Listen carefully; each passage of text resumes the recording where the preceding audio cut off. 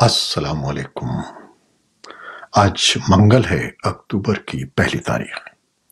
پاکستان میں اس وقت شام کے 7، بھارت میں 7:30، اور یہاں ہمارے اسٹوڈیوز کی گھڑیوں میں صبح کے 10 بج رہے ہیں۔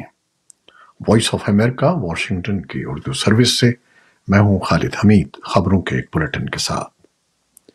آغاز کرتے ہیں اسرائیل، لبنان اور غزہ کی تازہ ترین صورتحال سے۔ غزہ میں منگل کے روز اسرائیلی فضائی حملوں میں کم از کم 31 اموات ہوئی ہیں۔ مقامی طبی ماہرین کا کہنا ہے کہ لڑائی میں تیزی آ گئی ہے۔ اسرائیلی فوج نے کہا ہے کہ وہ عسکریت پسند دشمن حماس کے زیر استعمال کمانڈ سینٹرز کو نشانہ بنا رہی ہے۔ حزب اللہ میڈیا چیف محمد عفیف نے منگل کو ایک بیان میں کہا کہ حزب اللہ کی جانب سے تل ابیب میں کیے گئے حملے ابھی آغاز ہیں۔ لبنان کی حدود میں اسرائیلی فوج کے ساتھ کوئی جھڑپ نہیں ہوئی ہے، لیکن حزب اللہ اس کے لیے تیار ہے۔ ادھر اسرائیلی فوج نے ایک بیان میں کہا ہے کہ لبنان کے سرحدی علاقوں میں پیر کی شب آپریشن کا آغاز کر دیا گیا تھا، جس میں ایلیٹ 98 ڈویژن کے دستے حصہ لے رہے ہیں۔ اسرائیلی فوج کے مطابق لبنان کے دیہات میں ان مقامات کو نشانہ بنایا جا رہا ہے جو اسرائیل کے شمال میں بسنے والی کمیونٹیز کے لیے فوری خطرہ ہیں۔ لبنان کی عسکری تنظیم حزب اللہ نے منگل کو اسرائیلی شہر تل ابیب کو میزائل سے نشانہ بنانے کا دعویٰ کیا ہے۔ حزب اللہ نے ایک بیان میں کہا ہے کہ تل ابیب میں اسرائیلی خفیہ ایجنسی موساد کے ہیڈ کوارٹر اور شہر کے نواح میں واقع گلیوٹ ملٹری بیس کو فیڈل 4 میزائلوں سے نشانہ بنایا گیا ہے۔ اس سے قبل اسرائیلی فوج نے لبنان کے جنوبی علاقوں میں محدود پیمانے پر کارروائی شروع کرنے کا اعلان کیا تھا۔ ترکیہ نے کہا ہے کہ لبنان میں اسرائیل کی زمینی کارروائی غیر قانونی ہے، جسے فوری طور پر روکنا چاہیے۔ ترکیہ کی وزارت خارجہ نے منگل کو جاری ایک بیان میں کہا ہے کہ اسرائیل خطے کے ممالک کی سیکیورٹی اور استحکام کو نشانہ بنا رہا ہے، جس سے ممکنہ طور پر بڑے پیمانے پر نقل مکانی کی لہر سامنے آئے گی۔ برطانیہ کے وزیر خارجہ ڈیوڈ لیمی نے کہا ہے کہ لبنان میں صورتحال بدترین ہوتی جا رہی ہے۔ برطانوی حکومت اپنے شہریوں کو وہاں سے نکلنے کے لیے آپشن فراہم کر رہی ہے۔ امریکی محکمہ دفاع نے پیر کو کہا کہ سیکیورٹی کو مضبوط بنانے اور اگر ضرورت پڑی تو اسرائیل کے دفاع کے لیے تیار رہنے کے لیے چند ہزار اضافی فوجی مشرق وسطیٰ بھیجے جا رہے ہیں۔ پینٹاگون کی پریس سیکریٹری سبرینا سنگھ نے نامہ نگاروں کو بتایا کہ موجودگی میں یہ اضافہ متعدد لڑاکا جیٹ طیاروں کے اسکواڈرن سے ہوگا۔ امریکی محکمہ خارجہ کے ترجمان میتھیو ملر نے پیر کے روز صحافیوں کو بتایا کہ اسرائیل نے امریکہ کو متعدد کارروائیوں کے بارے میں بتایا ہے اور وہ اس وقت لبنان کی سرحد کے قریب حزب اللہ کے بنیادی ڈھانچے پر محدود کارروائیوں پر توجہ مرکوز کیے ہوئے ہے۔ امریکی وزیر دفاع لائیڈ آسٹن نے بھی اعلان کیا تھا کہ وہ عارضی طور پر USS Abraham Lincoln carrier strike group اور اس سے متعلقہ اسکواڈرن کو خطے میں توسیع دے رہے ہیں۔ سبرینا سنگھ نے کہا کہ جیٹ طیارے انخلا میں مدد کے لیے نہیں ہیں، وہ وہاں امریکی افواج کے تحفظ کے لیے ہیں۔ اسرائیلی فوج نے منگل کے روز جنوبی لبنان کے 20 سے زائد علاقوں کے رہائشیوں کو انخلا کے لیے کہا ہے۔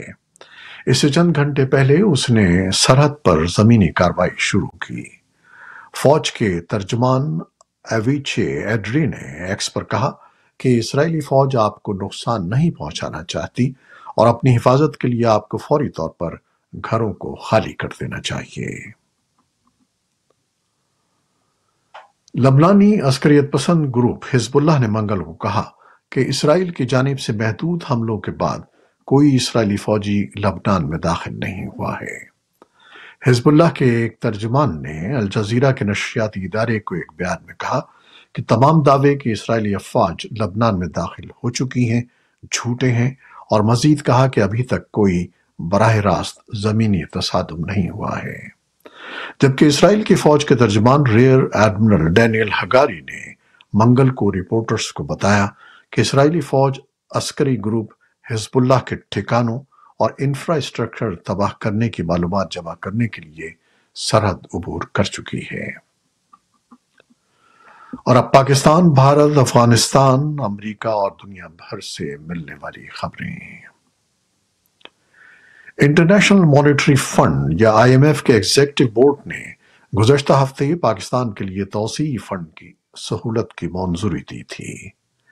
IMF نے کمزور گورننس، سرمایہ کاری میں رکاوٹ، ریاست کے وسیع کردار اور صحت اور تعلیم میں ناکافی اخراجات جیسے مسائل کو اجاگر کیا تھا۔ فنڈ نے متنبہ کیا ہے کہ خاطر خواہ اصلاحات ضروری ہیں، جبکہ وزیر خزانہ محمد اورنگزیب نے کہا ہے کہ حکومت معیشت کو دستاویزی شکل دینے اور ٹیکسز کے تناسب سے GDP کو بہتر بنانے کے لیے پرعزم ہے۔ پاکستان کی سپریم کورٹ کے چیف جسٹس قاضی فائز عیسیٰ نے آرٹیکل 63A کی تشریح پر نظر ثانی کی اپیلوں کی سماعت کے دوران ریمارکس دیے ہیں کہ صدارتی ریفرنس پر صرف رائے دی جا سکتی ہے، اس پر کوئی فیصلہ نہیں دیا جا سکتا۔ چیف جسٹس نے کہا کہ صدارتی ریفرنس پر سپریم کورٹ کی رائے پر صدر کی جانب سے عمل نہ ہو تو ان کے خلاف توہین عدالت کی کارروائی نہیں ہو سکتی۔ بھارت کے زیر انتظام کشمیر میں منگل کو اسمبلی انتخابات کے آخری مرحلے کے لیے 40 نشستوں پر پولنگ کا عمل جاری ہے۔ 8 اکتوبر کو ووٹوں کی گنتی کے بعد نتائج کا اعلان کیا جائے گا۔ قانون ساز اسمبلی کے لیے یہ انتخابات 10 برس بعد ہو رہے ہیں۔ پہلے اور دوسرے مرحلے میں بالترتیب 18 اور 25 ستمبر کو ووٹنگ کرائی گئی تھی۔ جموں و کشمیر کی انتخابی تاریخ میں پہلی مرتبہ بھارتی حکومت نے انتخابی عمل کا مشاہدہ کرنے کے لیے غیر ملکی سفارتکاروں کو دورہ بھی کرایا تھا۔ یوکرین کے حکام نے بتایا ہے کہ منگل کو جنوبی شہر خیرسن کی ایک مارکیٹ کو روسی حملے نے نشانہ بنایا، جس میں کم از کم 5 افراد ہلاک اور 3 دیگر زخمی ہو گئے۔ یوکرین کی فوج نے کہا کہ اس نے 32 میں سے 29 فضائی ڈرونز گرا لیے ہیں۔ ادھر روس کی وزارت دفاع نے کہا کہ اس نے منگل کو الصبح بیلگراڈ کے علاقے میں یوکرین کے ایک ڈرون کو مار گرایا۔ اس علاقے میں گزشتہ رات 8 ڈرون مار گرائے گئے تھے۔ اور اب کچھ مختصر خبریں ہیں۔ بھارتی پولیس ایک بڑے اسکینڈل کی تحقیقات کر رہی ہے، جس میں جعل سازوں نے ایک ممتاز کاروباری شخصیت کو بھارتی سپریم کورٹ میں آن لائن سماعت کے لیے طلب کیا اور انہیں $8,30,000 ادا نہ کرنے کی صورت میں جیل میں ڈالنے کی دھمکی دی۔ کاروباری شخصیت نے جیل کی سزا سے بچنے کے لیے فوری طور پر رقم بتائے گئے اکاؤنٹ میں منتقل کر دی۔ امریکہ کے سابق صدر جیمی کارٹر آج 1 اکتوبر سن 2024 کو 100 برس کے ہو گئے ہیں۔ جیمی کارٹر 1977 سے 1981 تک امریکہ کے صدر رہے۔ سابق صدر کی 100ویں سالگرہ کے سلسلے میں ہونے والے کنسرٹ میں ان موسیقاروں نے بھی حصہ لیا ہے جو 1970 کی دہائی میں ان کی انتخابی مہم میں شامل تھے۔ اور اب ایک اعلان۔ وائس آف امریکہ اب واٹس ایپ چینل پر بھی دیکھا جا سکتا ہے۔ دلچسپ خبریں، تجزیے، تبصرے اور ویڈیوز دیکھنے کے لیے واٹس ایپ پر VOA اردو کے اس چینل کو فالو کیجیے۔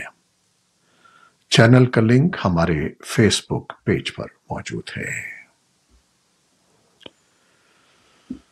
یہ تھیں وہ خبریں جو فیس بک لائیو پر ہم نے آپ کے لیے پیش کی۔ ہماری ویب سائٹ، یوٹیوب اور پوڈ کاسٹ پر یہ بلیٹن آپ کے لیے پوسٹ کر دیا جاتا ہے۔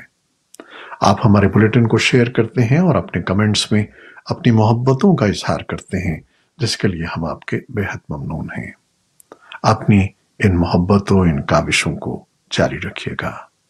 نیوز پروڈیوسر عائزہ عرفان اور نیوز ایڈیٹر بہجت جیلانی کے ساتھ خالد حمید کو اب اجازت دیجیے گا۔ اللہ حافظ۔